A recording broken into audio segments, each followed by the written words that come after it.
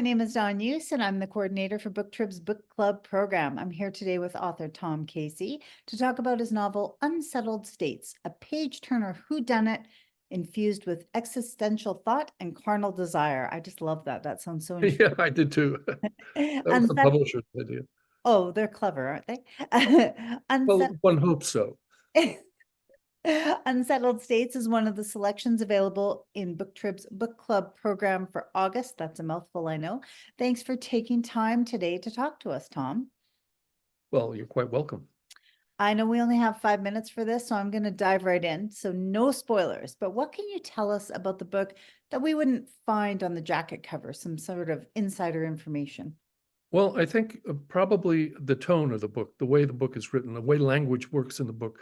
I'm a writer who's always been drawn to novels that tell a story but are edifying and they're pleasurable, like Nabokov, for example. He has great talent and genius. Writing is also is mainly talent and genius. A good example of that would be Paul McCartney. I saw him once describing writing yesterday. We all know yesterday. I said something wrong and I long for yesterday. He said people who covered the song like Elvis Presley or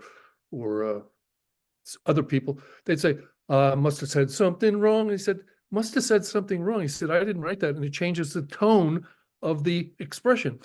I am admitting when I said something wrong, therefore I long for yesterday is different than I must have said something wrong. That's throwing the ball back into the other court and not taking responsibility. So language matters, and language matters to me, and that's what you'll find in Unsettled States. You'll find tone that's very pleasurable. That's really interesting. I'd never thought of that before. And actually, I mean, I love language and I love the way stories are told, but that's such an interesting analogy that you use with Paul McCartney. That's great. And it's even more intriguing. So you really paid attention to language in this Well, book. you do, and somebody was once asking me. I'm a big Bob Dylan fan because I grew up in the '60s and I was also a musician. But Chimes of Freedom, oh, it's a mixed metaphor. Do chimes of freedom flash? No, they don't. They sound. But in Bob Dylan, they flash, and Right. he makes us because he's a great writer. Yeah. Well, a Nobel laureate, I think. Yeah. He makes us see how he feels by using language that's very conflicted, but he sells it, and that's the important thing. What you write must make sense to the reader, and it must give the reader pleasure, or forget about it. You've lost. Yeah, absolutely. Which sort of dovetails into my next question, which is Unsettled States is a mystery, but it's also a lot of things. And why do you think we should pick it up as a book club selection? Why this one? Well, why not? It's a fantastic book for a variety of reasons that don't go with genre tags. The genre tag is essentially it's a stereotype to allow you insight into what you might like, a romance or a mystery or whodunit. But an early reader of Unsettled States said, you're missing an opportunity to make the town the character, make the town the character. And I said, yeah, that's right. Because there's so many people in a town and Yeah. we're doing things that are different from who we are. I tell you, I'm a certain way. I'm an upright citizen. Well, you don't know me, but there are probably some things in my autobiography that are untoward, something I'm not proud of. We Yeah. all have. And so it's the job of the writer, the novelist in particular, to articulate what those differences are and how they affect life. And that's what I tried to do. Each of my characters, you look at them when you first meet them, you go, oh, this is a normal seeming person. And then you realize that, oh, he's a peeping Tom with a cross-dressing issue and a mother issue, or he's a writer whose wife is about to divorce him, or the neighbor's been having an affair, or it's life. Yeah. It's life and life only. That was Yeah. Bob Dylan. And I imagine because what you said about the town making it a character, I know I did a brief little look at some of the characters in that town, and even they would provide some lively discussion topics, I'm sure, each of their character traits. Well, William Faulkner famously just wrote about Yoknapatawpha County. What's Yoknapatawpha County? That's his imagination. When you're an early writer, when you're a young writer, I've written 3 novels, you write about things that you've done.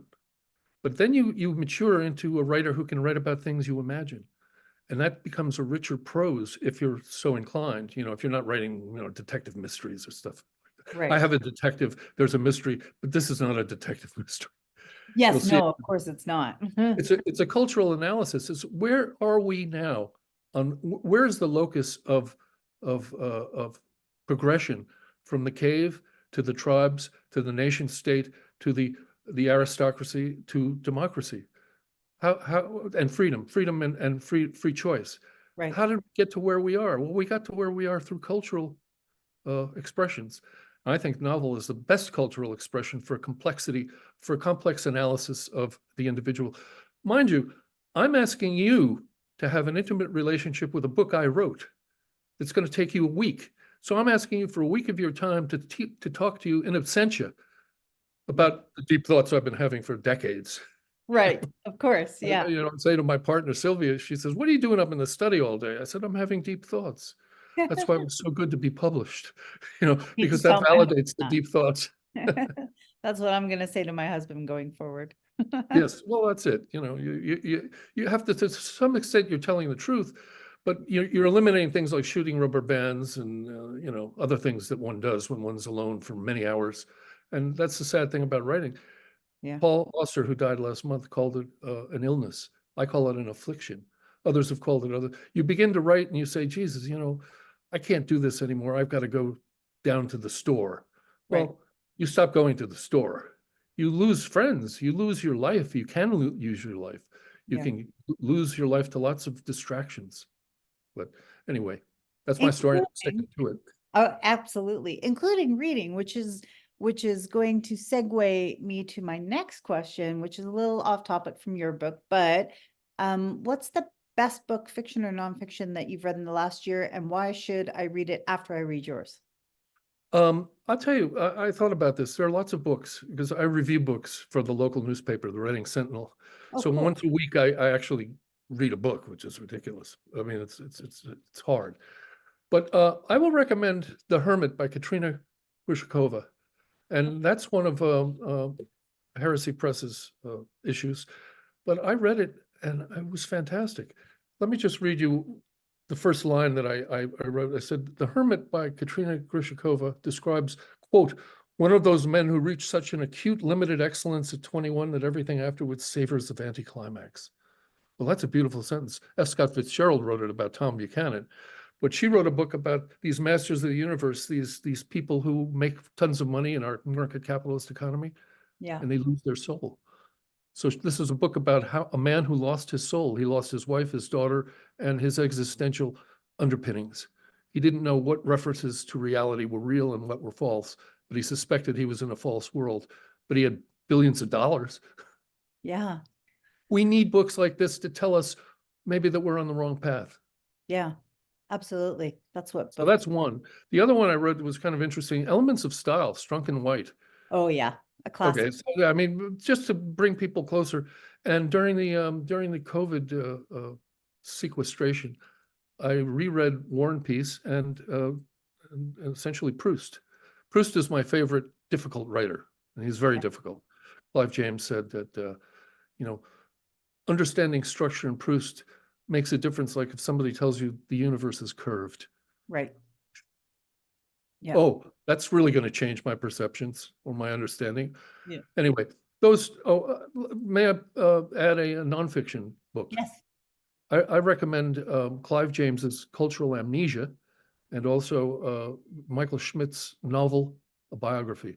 They're big fat books, so you're not going to read them right away, but they're reference books to have with you at your bedside. So you pick them up and you read an essay, and they're fabulous. I feel like you and I could talk about books all day long. Well, Uh, we could.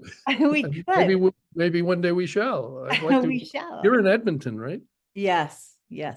You're up there and out there. I'm up there and out there. Yes. Currently surrounded by wildfires, but Yes, yes. Well, grab Unsettled States and quickly get to some shelter.